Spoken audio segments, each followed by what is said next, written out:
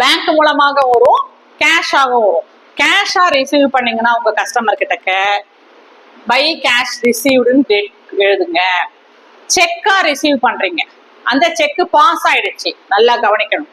Check sometimes pass ஆகும், pass ஆகாது.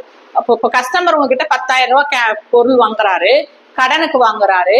உங்களுக்கு இந்த மாசம் 30ஆம் தேதி உங்களுக்கு இந்த பணத்தை கொடுத்துட்றேன்றாங்க. உங்களுக்கு இல்லைங்க, வாயில சொல்லக்கூடாது, எனக்கு செக் கொடுத்துட்டு போங்கன்னு நீங்க கேக்குறீங்க. ஆஸ் ஏ பிசினஸ் மேனா கேக்குறீங்க. அப்ப அவர் என்ன செய்யறாரு, டேட் போட்டு கொடுக்குறாரு. Working date, banking working date போட்டு உங்ககிட்ட 10,000 ரூபாய் அமௌண்ட்டை கொடுக்குறாருன்னா அந்த அந்த ஒரு ஸ்பெசிஃபிக்கா மென்ஷன் பண்ண அந்த ஃபியூச்சர் டேட்ல உங்க பேங்க்ல கொண்டு போய் அந்த செக்கை கொடுக்குறீங்க. செக் பாஸ் ஆயிடுச்சு அப்படின்னா நீங்க என்ன பண்ணணும், கேஷ் ரிசீவ்டு தானே. ஆனா எப்படி வந்திருக்கு, பேங்க் மூலமா ரிசீவ் பண்ணிருக்கீங்க. அப்போ by bank account check receive